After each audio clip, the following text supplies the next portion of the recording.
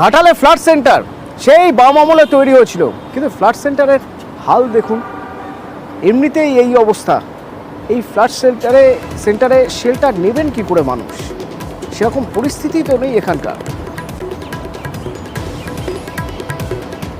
ছাউনি উড়ে গেছে, দরজা নেই। মানে কিসের জন্য করে? ভাড়ানন্দি ইয়ার করেছে। নাকি বন্যা আসলে থাকে? বন্যা করে থাকে, আমরাও এসি। কি পরিস্থিতি এখন এটা? এখন তো সব কিছুতে আর থাকা যাবে, থাকা যাবে না। আবার তো বর্ষাকাল, আবার বর্ষাকাল হবে।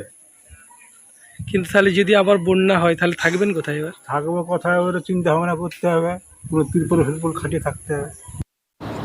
সহকর্মী সুকান্ত আমার সঙ্গে সরাসরি রয়েছেন। সুকান্ত, ফ্লাড সেন্টারে মানুষ শেল্টার নেন যখন বন্যা বিপর্যস্ত হয়ে পড়েন সে সময়, অথচ এই ফ্লাড সেন্টারটা দেখে বোঝাই যাচ্ছে যে বিগত কয়েক বছরের ঝড় বন্যা স্মৃতি বুকে নিয়ে রয়ে গেছে এই ফ্লাড সেন্টার।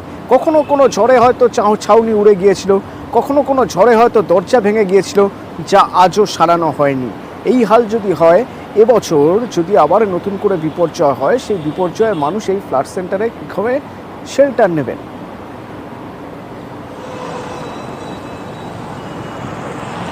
একদমই অতনুদা, সেই অভিযোগই তুলছেন এলাকার মানুষ। তাদের দাবি যে প্রতি বছর বন্যায় প্লাবিত হয় ঘাটালের বিস্তীর্ণ এলাকা, জলবন্দী হয় লক্ষ লক্ষ মানুষ।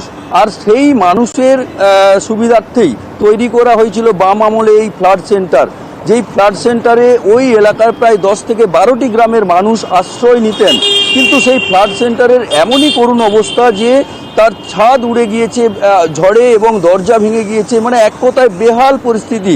তারা চাইছেন দ্রুত তাদের ফ্লাড সেন্টারটি মেরামত করা হোক।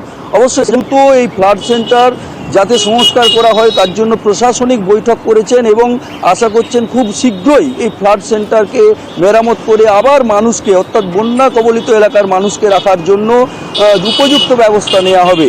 এখন দেখার কত দ্রুত প্রশাসন এই ফ্লাড সেন্টারটি সংস্কার করে। অতনুদা, ধন্যবাদ।